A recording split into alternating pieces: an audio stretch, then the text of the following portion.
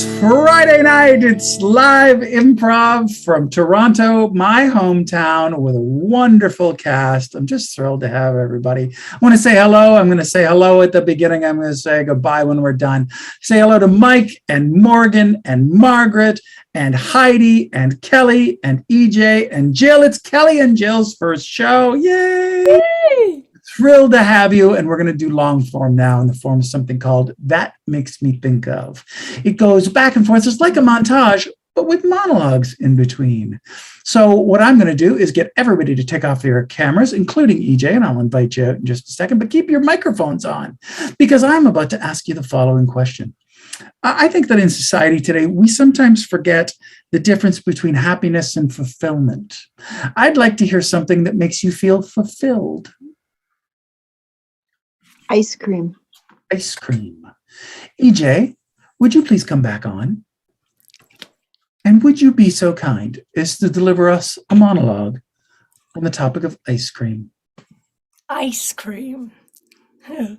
Well, that makes me think of ice cream vans. And in England, just like in America, we have the ice cream van that comes, around the corner and the kids come running. I grew up in a part of London that was a bit rough, and there was an ice cream area where ice cream vans parked. They didn't go around the neighborhood. It was too rough for that. They might get into trouble or have their money stolen. So they parked in a safe place. And my little brother and I hounded the ice cream people there, begging them. We tried everything to get a free ice cream out of them. And of course, they weren't into it. They weren't into giving these poor two little scruffy children a measly ice cream each. Well, there was a little old lady who lived down our road that we'd nicknamed the Toffee Lady. She gave us free toffees. We knew how to work her. And a terrible thing happened, and I'm not making this up. She got hit by the ice cream van. It reversed one day when the Toffee Lady was going shopping, and the ice cream van put her in the hospital for a year. Yeah, ice cream. It's good to be out of the hospital, Maggie. Yes, well, I'm sorry. I didn't know you'd get hit like that. I'm so sorry. It's the price of doing business with toffee. Well, I brought you an ice cream cone. Oh, an ice cream cone. I've become a bit allergic, but I love them so. Oh, you're allergic? Oh, no. Miss Jean, give me it back. Yeah, I just put it on my head. It'll be a little hat. Oh, you are so funny, Miss Jean. That's why I'm the Toffee Lady. Still here, still there. Yeah. I always loved when you would come running around the truck. Loved it. My mommy told me I couldn't talk to you anymore because you gave us all that toffee, and I lost my first filling. Yeah, your last name is Smith, right? Mildred Smith's girl. Yeah, that's right. Yeah, she always held that over me. She always, what did my mommy do? That is my old tooth that came out. It's around your neck. That's No, I found this in front of the ice cream truck. right. I lost it with the accident. Oh, my mommy put it on a chain for me. I'll just bet she did. She said, wear this. You'll remember not to eat toffee anymore. Yeah, your mom's really a pickle, that she is, So, No, all right. my mommy's not a pickle. No, honey, I know she's not a pickle. Because I don't like pickles. And I like my mommy. No, honey, I'll slip you a toffee, in a bit. Never mind about the tooth. I just won't chew on it. I think that's probably a good idea to not chew on it anymore. I'll just suck on it. Good, suck on it. I think that would be a great idea. I'll see you in. Bye, honey. See you soon. See you soon. This reminds me of all of the stories my mom and my grandma would tell me about things I did when I was little, like to the point where I couldn't remember because I was so little. Apparently, I wouldn't talk till I was like 3 years old, I think. So my mom took me to the doctors and they said nothing was wrong with me. And my auntie would say I would just point at things and go, at everything I wanted. So all I would say was, Another thing they always said I did was they said once I did start talking, I had a lot of sass.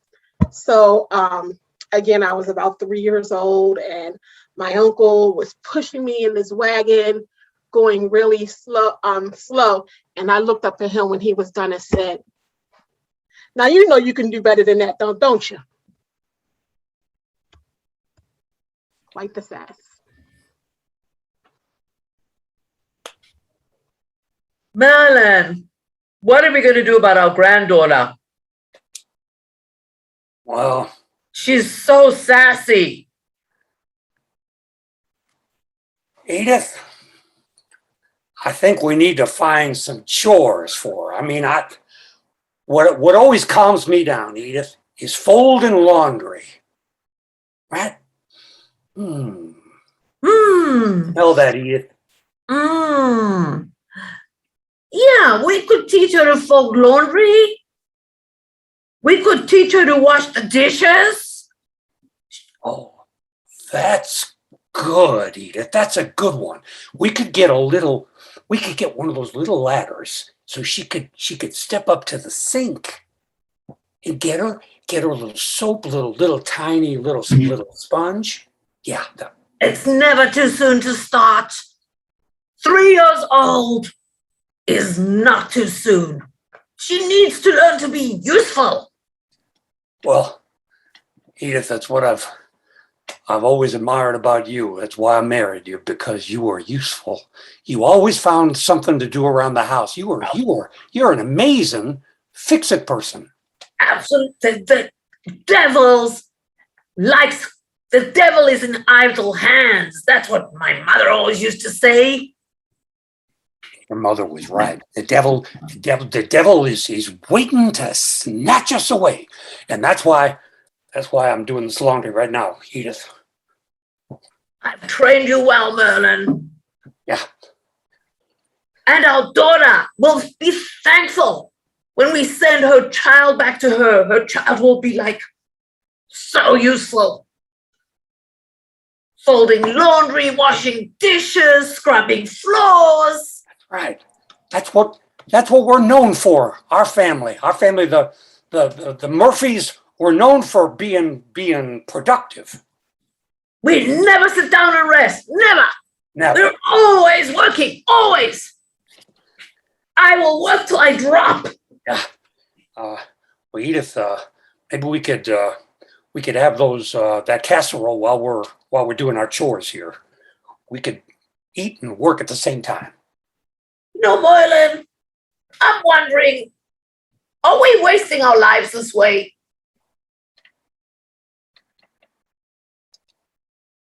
Maybe we should learn to kind of like take a little break while we eat. Edith, I'd love that. Thank you.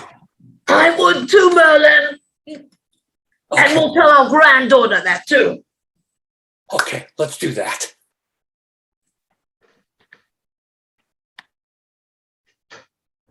That makes me think of this concept of being a nice person. And I've always been told that I'm so nice, except for some reason, it's also like a bad thing. You know, like, why are you so nice? It's like, ooh, don't be nice. Like, that's what the hell?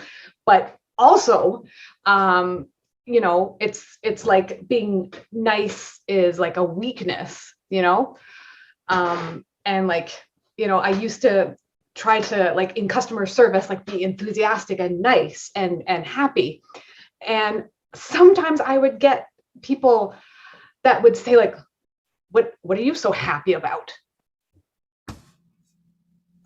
And I'd be like, I'm just trying to be nice. Yeah. So do your best is all I can say. And sometimes people are assholes.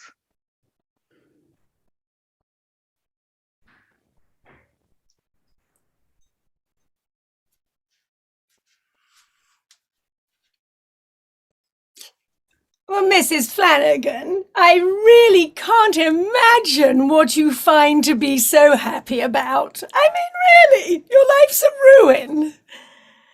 Alice, you don't know the least of it. You don't know.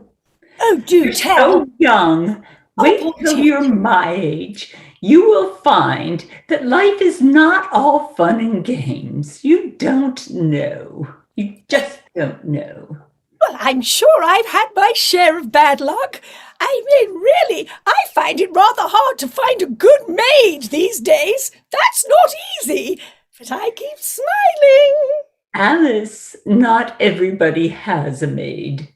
Did you know that? You should know that. Not everybody has a maid. Oh, you are so funny, in spite of your life being awful.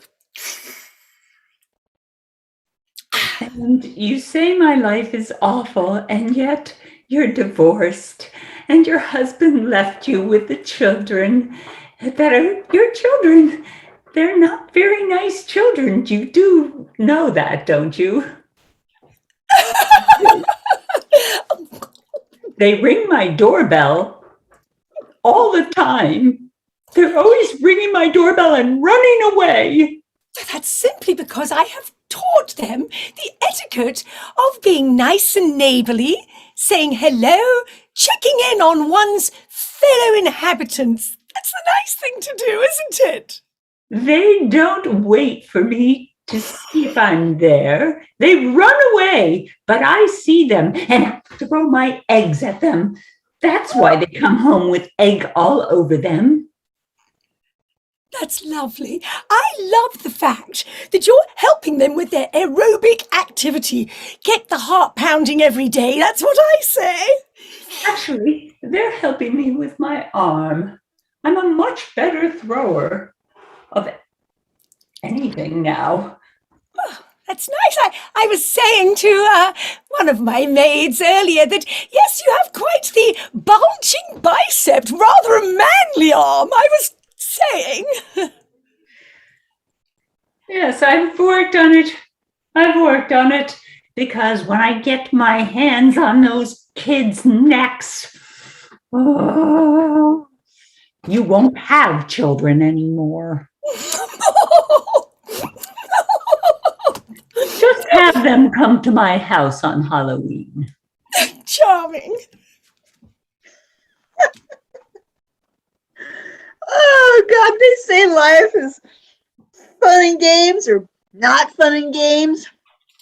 I really think life is fun and games. I mean, look at this. It's about fun and games, you know? I mean, I do work a lot. I work a lot. I mean, I just painted these 2 buildings and I'm pretty weary. But you know what? When it comes down to it, you gotta have fun. You gotta have games, you know. I don't know. You know, there's a lot of sourpusses out there these days. They're this and that. And I just think you gotta have fun. And you gotta have games to have some fun. Well, that's not true. I actually have a lot of fun just watching the leaves fall down. And, you know, they're turning from crimson to orange and yellow. I just have a lot of fun. I enjoy life.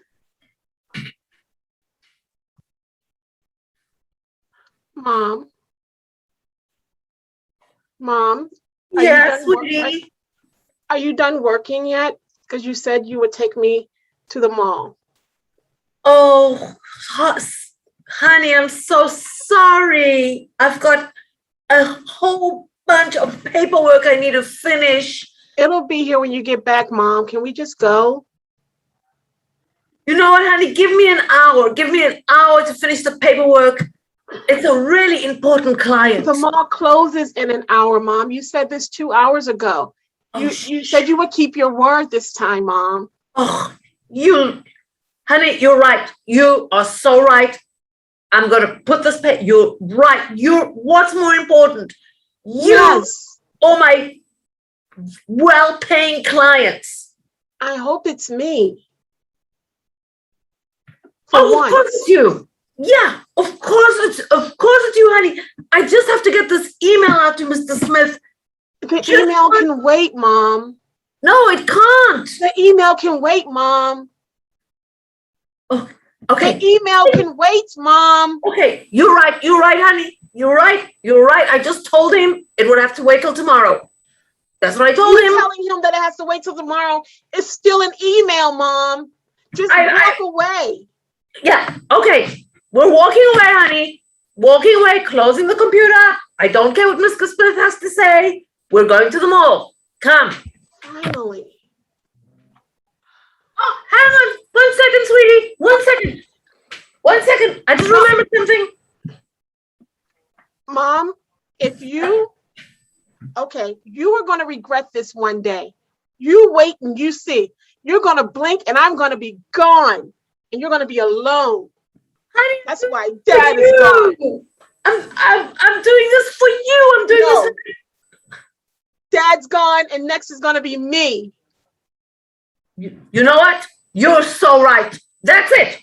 Forget Mr. Smith. Get your bag, get your purse, get your coat. We're going to the mall. Come on. We're going now. You mean it? Yeah, absolutely. Come on. Come on. Finally. God, I'm so glad you dragged me out of the house, honey. Me too. Screw Mr. Smith. I'm telling him I'm done with him. You're more important. I love you. I love you too, sweetie. That makes me think of family.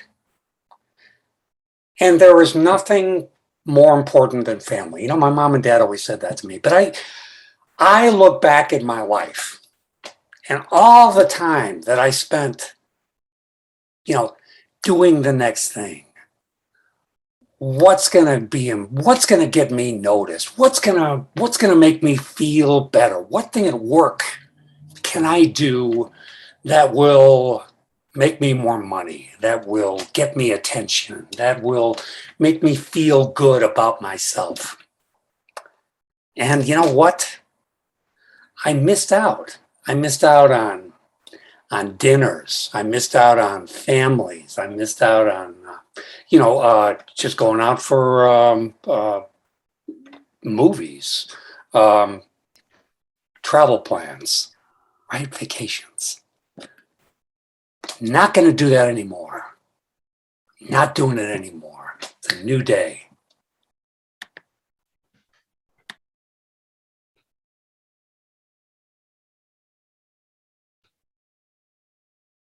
Don't you dare. I can't hear you. I was just going to say that before you hit that button, don't press send, consider. Will this make you money? Will this make you famous? And lastly, and not important, will you be happy? Yes, no. Press send.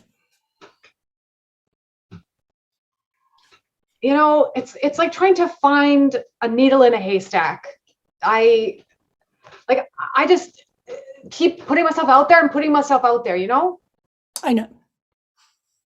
You've been very unsuccessful, and I think you're too busy trying to live in the moment. You're too busy trying to suck life up. Concentrate on the future, never mind now. For example, I bought you this. It's a pay every month burial plot for you. Nothing like starting now on the future. Never mind today, think of the future. Wow, Molly, like, I know I'm obsessed with death, but this is like the worst gift ever. Thank you. I knew that you'd see it my way. You're always immersed in I must find a job, I must find love. That's now. Think of the future. For example, Botox now will save you a lot of wrinkle grief in about 30 years, but start now. You're saying I should die and I'm ugly? Like, I don't even know. I don't even know. Molly, I did not say ugly. I merely trying to point out, think to the future. For example, I don't know why I'm still holding this. I'm going to put this down because I don't even, like, what even is, like, be careful with that. I will, because I'll die better now, and I do appreciate that. I'm simply not thinking of death. I'm just thinking of the future. Divorce. I know you don't have a boyfriend, but a good divorce lawyer now is a very good idea. The more I think about it. Wow, you are full of lots of stuff. You know, Molly, it's almost like if I could just give you as much as you give me. Oh, darling, it's been my duty. I've been your best friend through thick and thin, and I see you the way you need to see you. Right. I sometimes wish you weren't my mother. Well, I actually wish you wouldn't call me Molly. I mean, Mummy, yes. Molly's a little familiar, but that's all right. All right, Mom. Think of the future. I need to be a grandmother at some point. My future's important too, you know. Oh, that makes me think of so many things. That makes me think of when my mother died. And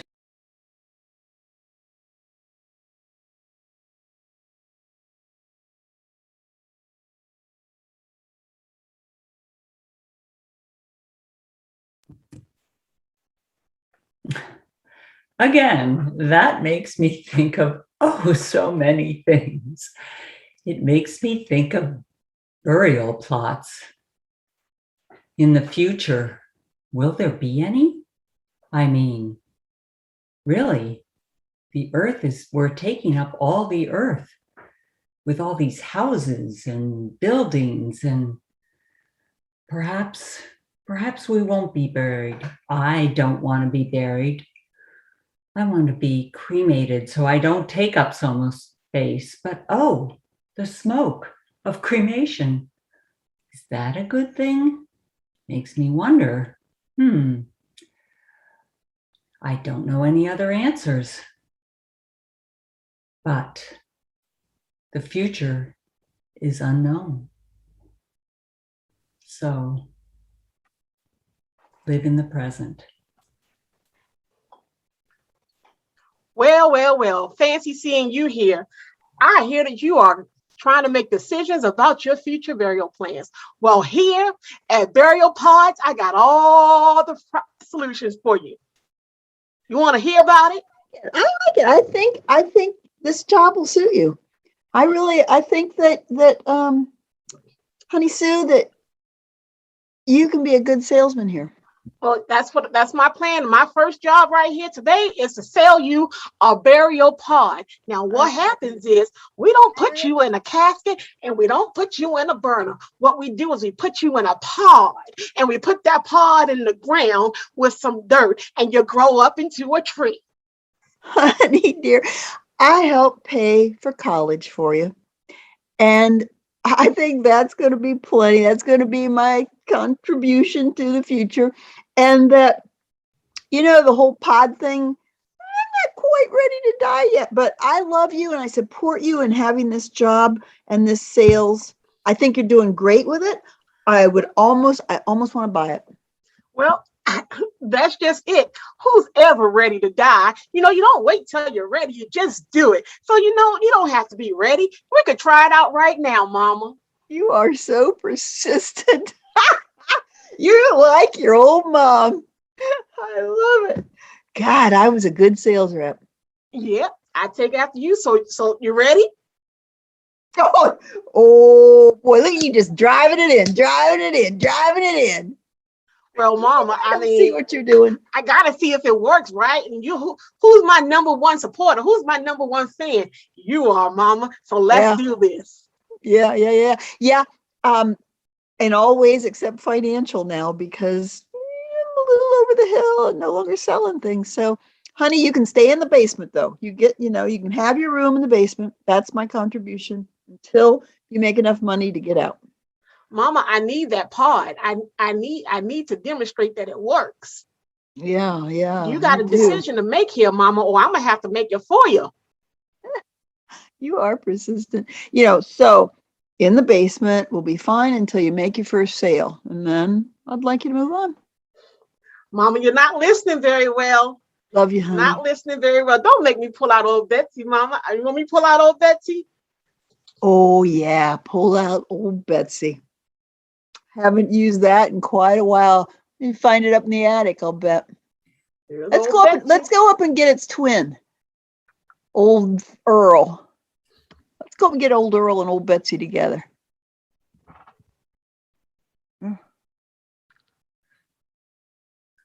So all this talk of burials and cemeteries makes me think of something which most people haven't heard of.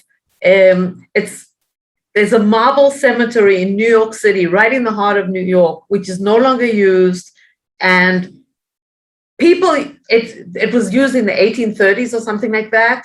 And I think it was marble vaults that could be reused by more than one person. So not at the same time, but and it's only open to the public by invitation on very few days a year.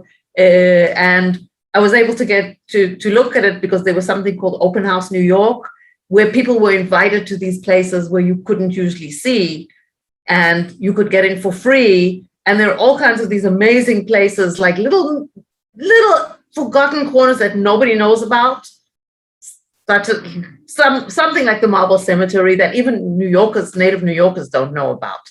But I thought it was really interesting because today people aren't buried in the heart of the city. They're buried out in the suburbs. So anyway, so that's what talking about burial grounds made me think of.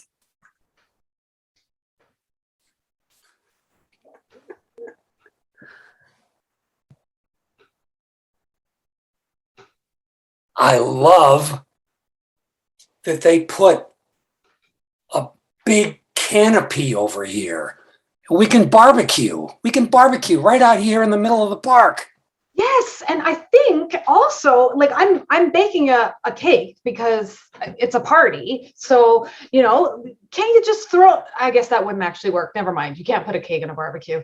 Could you put it? Put it in the pan? Can you bake on the barbecue? I'm trying. Sorry, never mind. No. Bad idea. No, Laura, we can make this work. We want to get that cake made, and this there's heat here. That's all we need for a cake. Heat. Right. Yeah. Right. And, yeah.